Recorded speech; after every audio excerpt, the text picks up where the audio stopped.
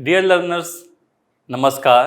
आप सभी का स्वयं प्लेटफॉर्म पे दोबारा से स्वागत है।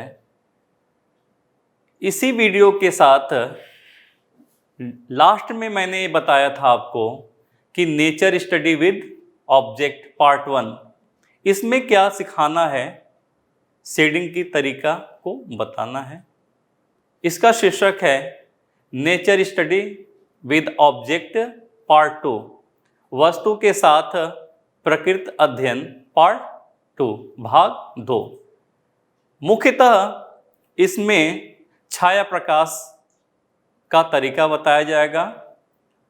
अभी इससे पहले पार्ट 1 में आपने स्केच को ध्यान में रखते हुए वस्तु और प्रकृति का अध्ययन करना सीखे थे।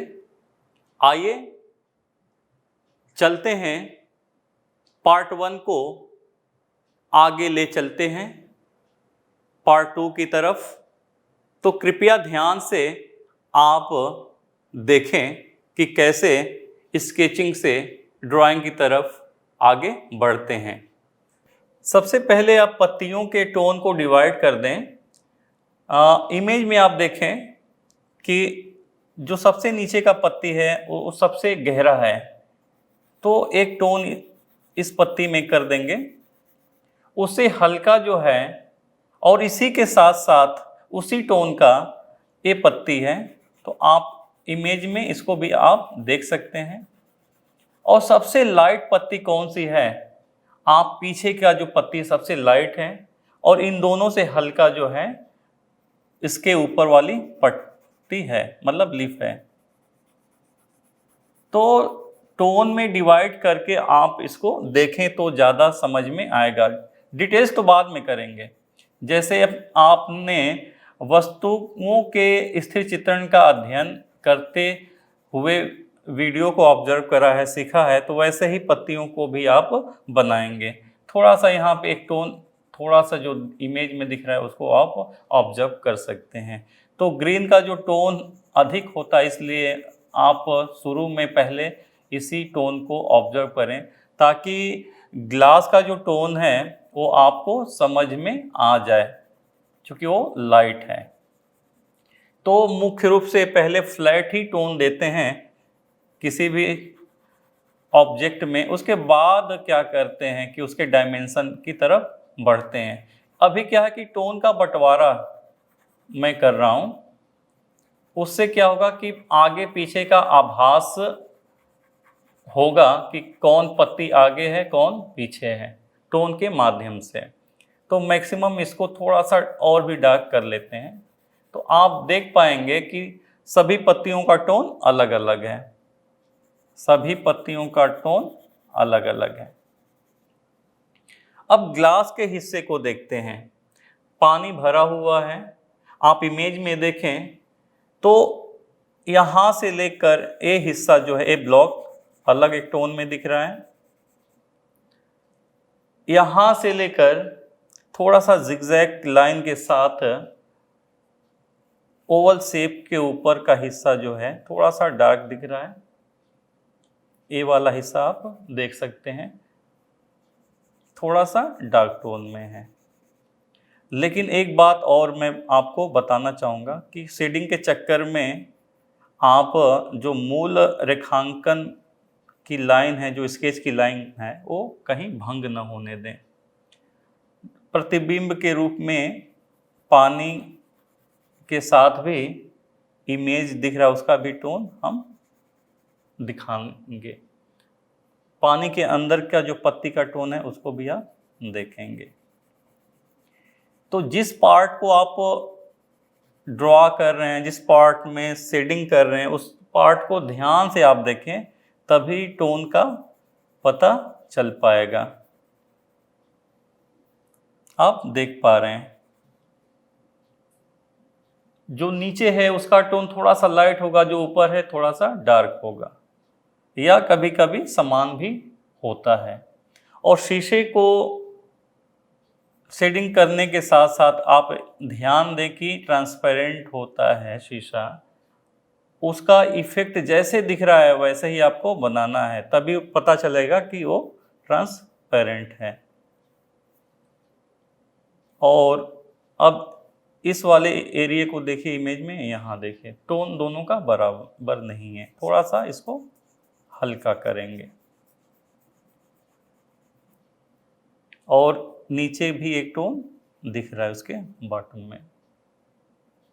लाइट लेफ्ट से ही पड़ रही इस ग्लास पे भी, लेकिन राइट में ज़्यादा लाइट है। आप ध्यान दें, आप इमेज को ध्यान से देखें, इमेज को ध्यान से देखें कि लेफ्ट एरिया में थोड़ा सा लाइट है और राइट एरिया में ज़्यादा लाइट है। तो इमेज को आप साथ साथ देखते जाएं। आइए डिटेल करते हैं। एक पत्ती को डिटेल्स ज़्यादा मैं करके आपको बताऊंगा और बाकी को थोड़ा सा सपोर्टिंग मैं छोड़ दूंगा, वो आपके लिए मैं छोड़ूंगा कि आप करते जाएं और उसको विस्तार देते जाएं। पत्तियों को करने का तरीका ऐसे लाइन आप चला सकते हैं, 45 से थोड़ा सा कर्व करके, या सीधा सीधा क्षैतिज रेखाओं का भी प्रयोग कर सकते हैं। तो मिक्स लाइन का मैं प्रयोग करूंगा और थोड़ा सा स्ट्रोक्स भी होगा, स्मगिंग भी होगा, घिसी घिसी सी लाइन भी होगी, लेकिन वो पत्तियों में एक डायमेंशन आएगा, पत्तियों में एक डायमेंशन आप देख पाएंगे। और इसके जो रेशे हैं वो भंग ना हो, उसको भी आपको ध्यान देना है। नीचे की पत्ती का शेडिंग भी करेंगे, लेकिन ऐसा इफेक्ट उत्पन्न होगा कि वो इल्यूजन क्रिएट होगा। तो आप ध्यान दें शेडिंग को, एक एक पत्ती के डायमेंशन को आप पकड़ें, और ओवरऑल जब बनने के बाद अलग अलग पत्तियां अलग अलग टोन में भी दिखनी चाहिए, तभी उसका आभास होगा कि उन पत्तियों का टोन अलग अलग है। आप देख सकते हैं नीचे से डार्क टू लाइट चलेंगे, क्योंकि ये उभरा हुआ सतह थोड़ा सा लाइट पड़ रहा है। आप ध्यान दीजिए, देखिए डार्क टू लाइट टोन आगे बढ़ रहा है, आप इसको देख सकते हैं।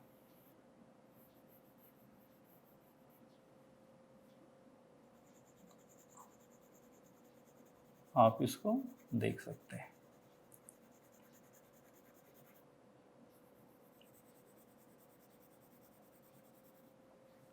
तो एक डायमेंशन आ रहा है पत्ती में, फिर धीरे धीरे क्या करेंगे, यहाँ थोड़ा सा डार्कनेस बढ़ाएंगे, फिर रेशा जो है थोड़ा सा यहाँ रेशा दिखाएंगे। तो आप लोग अलग से भी पत्तियों के ब्रांच को लीजिए और अभ्यास करते रहिए, ताकि जब आपको स्थिर चित्रण में उसको बनाने का मौका मिले तो आप बेहतर कर पाएँ। थोड़ा सा डार्क, अब उसी के साथ साथ हम नीचे जो उसका इम्प्रेशन है, जो उसका अक्सार है, उसको भी हम दिखाएंगे। थोड़ा सा लाइट छोड़ना है, आप देख पा रहे होंगे इमेज में, थोड़ी सी लाइट छोड़ के आप डार्क करेंगे, तभी ग्लास के मोटाई का आभास होगा। कहीं कहीं पे थोड़ा सा पत्तियों का कटान है, उसको भी आप दिखा सकते हैं। एक आभास, काउंट नहीं करना है, कि इफेक्ट आप दिखा सकते हैं। तो आप देख पा रहे होंगे, और उससे थोड़ा सा हल्का टोन है, उसके नीचे वाला जो पत्ती का इम्प्रेशन है, यहाँ पे इफेक्ट बस दिखाना है आपको पत्ती का, कि वो नीचे है।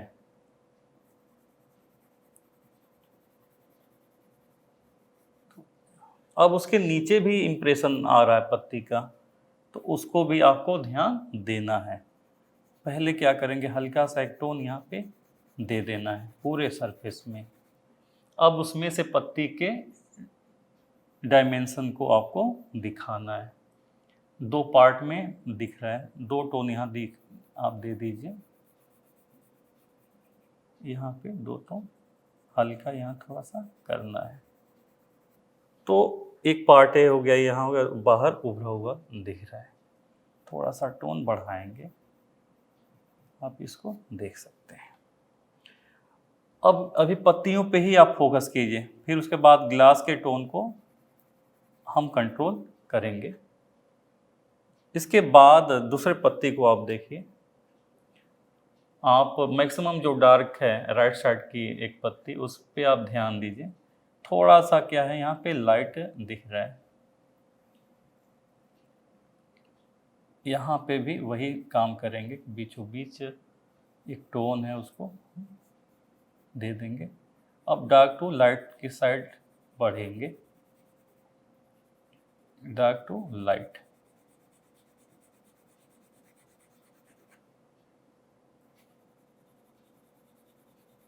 ये दिखा सकते हैं। डार्क करते करते लाइट साइड बढ़ते जाएंगे। बीच में एक रेशा भी होता है, उसको जैसे पान के पत्ते का है ना बनावट, वैसा ही है। आप पान के पत्ते को एक बार ऑब्जर्व करें तो वैसा ही है बनावट, रेशा ऐसे दिखेगा, आप देख पा रहे होंगे। तो एक डायमेंशन धीरे धीरे आ रहा। अब फिर यहाँ पे भी थोड़ा सा लाइट छोड़ते हुए डार्क करेंगे, थोड़ा सा डार्क करेंगे, कंटूर लाइट छोड़ेंगे, डार्क, और भी यहाँ पे मैक्सिमम डार्क बढ़ाएंगे।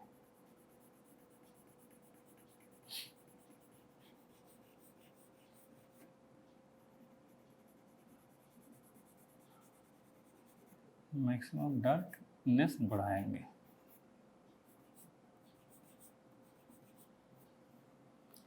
ये थोड़ा सा और डार्क करेंगे। यहाँ पे डार्क में भी डायमेंशन दिखाना होता है। ग्रीन कलर का जो टोन है रेड से भी अधिक होता है, उसको दिखाना होता है उसी टोन में। तो आप दोनों पत्तियों में अंतर स्पष्ट कर रहे होंगे। पहला जो पत्ती गिलास के साथ है पानी में डूबा हुआ है, और दूसरा पत्ती अब थोड़ी थोड़ी लाइट है। इस पत्ती को ध्यान से देखें तो थोड़ा सा डार्क है, उसके बाद लाइट ही है, तो उसको थोड़ा सा आप ध्यान देंगे आप, और फिर धीरे धीरे जाकर वो लाइट हो जाएगा।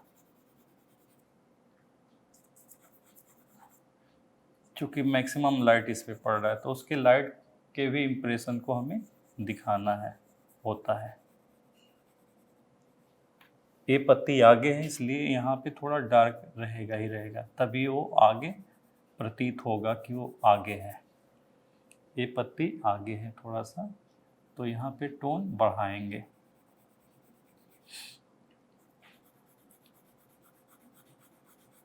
थोड़ा सा टोन बढ़ा देंगे।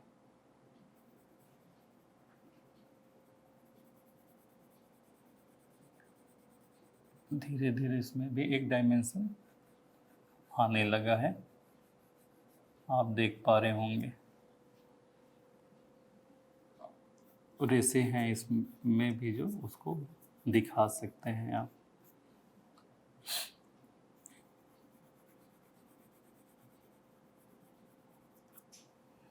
अब एक पत्ती सबसे पीछे जो है उसमें मैक्सिमम लाइट दिख रहा है, आप ध्यान दें, इस एरिया में सबसे ज़्यादा लाइट दिख रहा है, तो आप देख सकते हैं यहाँ पे।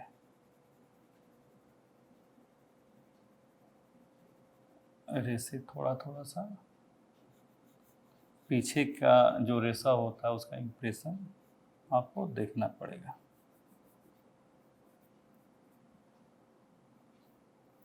अब दोनों के टोन को भी आपको ऑब्जर्व करना है, तो यहाँ पे थोड़ा सा डार्क बढ़ करेंगे, ताकि इसकी ब्यूटी जो आगे का जो टोन है थोड़ा अलग है, तो आप इसको देख पा रहे हैं। अब आगे जो पत्ती है इसको भी आपको ध्यान देना होगा। ये हिस्सा आगे है और ये पीछे का हिस्सा है, तो पहले टोन से आप बंटवारा कर दें आगे पीछे का।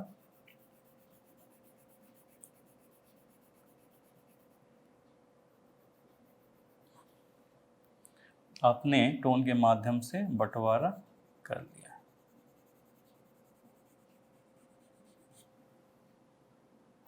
उसके बाद हल्का सा एक इसका भी पीछे का जो रेशा है उसको दिखाएंगे। इसमें बहुत ज़्यादा क्लियर नहीं हो रहा है, बस इम्प्रेशन रखेंगे।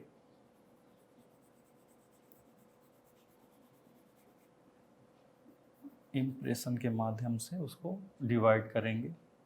एक गिलास के ऊपर ही टिका हुआ है, तो थोड़ा सा गिलास के लाइन को राइट साइड करेंगे। उसके बाद आगे से आप थोड़ा सा जो उसका ब्रांच है वो लाइट है और बाकी थोड़ा सा डार्क है, तो हल्का सा इसको डार्क करेंगे और उस ब्रांच को थोड़ा लाइट करेंगे ताकि वो अलग दिखे। अब आइए ग्लास के साइड।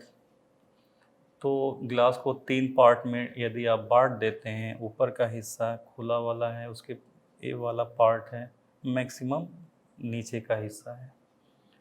तो पत्ती में आपने एक टोन दे दिया है। अब डार्क से स्टार्ट करते हैं ग्लास को।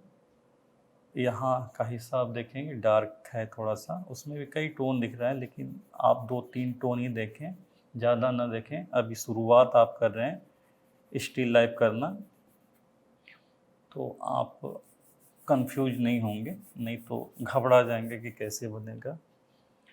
तो आप इसके सॉफ्टनेस के लिए स्मगिंग कर सकते हैं फिंगर की सहायता से। थोड़ा सा इस पार्ट को भी थोड़ा सा डायमेंशन दे दें, आप इसको देख पाएंगे।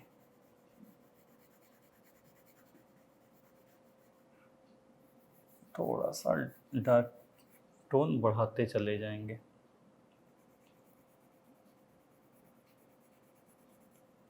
आप इसको, और ये जो हिस्सा है पानी का दिख रहा हिस्सा, वो भी लाइट ही है, ज़्यादा नहीं है, हल्का सा यहाँ पे एक टोन दिख रहा है। ट्रांसपेरेंट इफ़ेक्ट उत्पन्न करना बहुत कठिन होता है, लेकिन आप ध्यान से देखेंगे तो बहुत ही आसानी से इसको कर पाएंगे। ये भी जो ब्रांच है इसका सबसे ज़्यादा लाइट दिख रहा है, तो पहले तो इसको अलग कर लें कि वो लाइट ही दिखे। आप इसको देख पा रहे होंगे।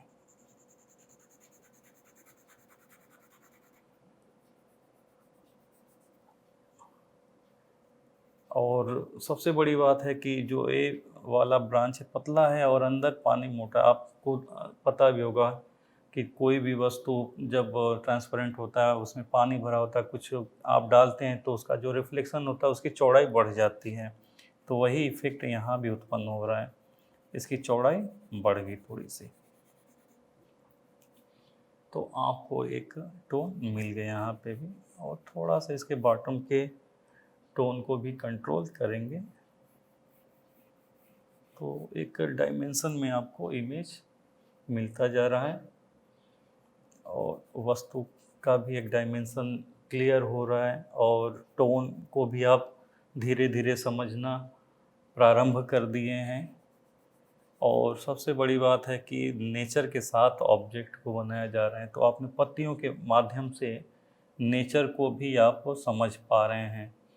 जो पत्तियों की बनावट है, टोन है, इसमें रेसाएं हैं, और उसका जो एक लय है, जो रिदम है लाइन में इसके फॉर्म में, उसको भी आप पकड़ लें। और 4-5 जो पत्तियां हैं इसमें किसी की भी बनावट एक जैसे नहीं दिख रही है, क्योंकि वो अलग मुड़ा हुआ है, कोई सीधा है, कोई झुका हुआ है। तो सबके इम्प्रेशन को भी आप इस स्थिर चित्रण में समझ पा रहे हैं। तो हल्का सा एक टोन और बढ़ा सकते हैं जिससे और डायमेंशन आ जाए, और थोड़ा सा धुंधला इफ़ेक्ट कहीं कहीं पे करेंगे कि ताकि वो पानी का इफ़ेक्ट आपको प्राप्त हो जाए। अब यहाँ पे थोड़ा सा ऊपर के तान को दिखाएंगे। उसमें है कि आगे पीछे का तान आपको दिखाना है, टोन दिखाना है, ऊपर है कि अंदर है कि बीच में है, उसको भी आपको ध्यान देने की ज़रूरत होती है। और आप ध्यान से भी इस चीज़ को देखते रहें जैसा कि मैं बना रहा हूँ। अब क्या है कि जो शेडिंग है उसको भी पहले था कि मैंने फ्लैट किया हुआ था, इसमें अब आप देखेंगे इमेज में कि थोड़ा सा डार्क है और बीच में वो चमक रहा है, तो वो शीशे की वजह से हो रहा है। आप इसको देख सकते हैं, आप इसको देख सकते हैं।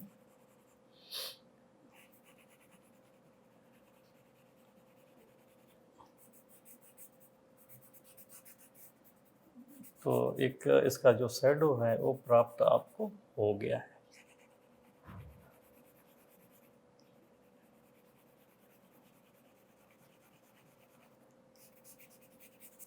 तो एक शैडो और बैकग्राउंड में भी एक टोन आप दे सकते हैं। मतलब हल्की लाइन का शेडिंग आप कर सकते हैं, बहुत हल्का शेड। इसमें आपका जो दबाव होगा पेंसिल का बहुत ही लाइट होगा, बहुत ही हल्की लाइन खींचनी है आपको कि कोई भी टोन डिस्टर्ब ना हो। तो इसी पेंसिल से मैंने डार्क लाइन भी खींची है, टोन भी दिया है और हल्की लाइन भी मैं खींच रहा हूँ। जैसे कि HB पेंसिल जैसे चलता है वैसा ही मैं प्रयोग कर रहा हूँ। आप लोग HB पेंसिल का प्रयोग करें, 2B का करें, 4B का करें, 6B का करें। जिस टोन का जो ऑब्जेक्ट दिखता है उसी पेंसिल का शुरू में आप इस्तेमाल करें कि ताकि आप अच्छे से सीख पाएँ चीज़ों को। तो आप जब भी बैकग्राउंड में शेडिंग करें तो बहुत हल्के पेंसिल का आप करें, चूँकि शीशा है और टोन इसका बहुत लाइट है, तो आप उसी हल्के लाइट के पेंसिल का प्रयोग करें। मैं तो अभी बहुत अभ्यस्त हो गया हूँ, तो एक ही पेंसिल से सारा एक कार्य कर रहा हूँ। आप 2B, HB, 4B, 6B हर तरह के पेंसिल का प्रयोग करें ताकि आप बेहतर टोन को समझ पाएँ और बेहतर आप स्टिल लाइफ को कर पाएँ। चूँकि आप एक ही डार्क पेंसिल से कार्य करेंगे तो शायद सीख भी नहीं पाएँगे और कन्फ्यूजन होगा और फिर मन आपका अरुचि उत्पन्न होगा और आप बेहतर स्टिल लाइफ नहीं कर पाएँगे। तो आप क्रमशः जिस टोन का ऑब्जेक्ट है या सब जो भी चीज़ें रखी हुई हैं, नेचर का जो भी चीज़ें हैं, उसी टोन के पेंसिल का प्रयोग आप करें। तो एक आप क्या ऑब्जेक्ट को नेचर के साथ आपने स्टडी कर लिया है, शेडिंग के साथ स्केच भी आपने सीखा और उसी के आगे के क्रम को आपने शेडिंग के माध्यम से पूरा एक डायमेंशन को क्रिएट आपने कर लिया। तो आशा करता हूँ कि आप शीशे को और उसमें पानी भरा हुआ है, सबसे बड़ी बात है कि केवल शीशा नहीं है, उसमें पानी भरा हुआ। पानी भरने के साथ-साथ पत्तियों को उसमें डुबाया गया है, तो उसका इम्प्रेशन चेंज हो रहा है, उसकी बनावट चेंज हो रही है। जो पत्ती है, जो ब्रांच है, उसकी बनावट चेंज हो रही है। तो इस मोटी-मोटी चीज़ें थी और बहुत ही ज़्यादा मैं टोन में नहीं गया, चूँकि आप अभी शुरुआती दौर में हैं, बहुत ज़्यादा इसके टोन में डिटेल्स में जाऊँगा तो आप ऊब जाएँगे और अरुचि उत्पन्न होगी, आप नहीं कर पाएँगे। तो ये रहा पूरा एक कंपोज़िशन कह लीजिए, एक शीशे का ग्लास है, सिमेट्रिकल है, उसके साथ-साथ नेचर है, नेचर के साथ मैंने पत्तियों को लिया हुआ है।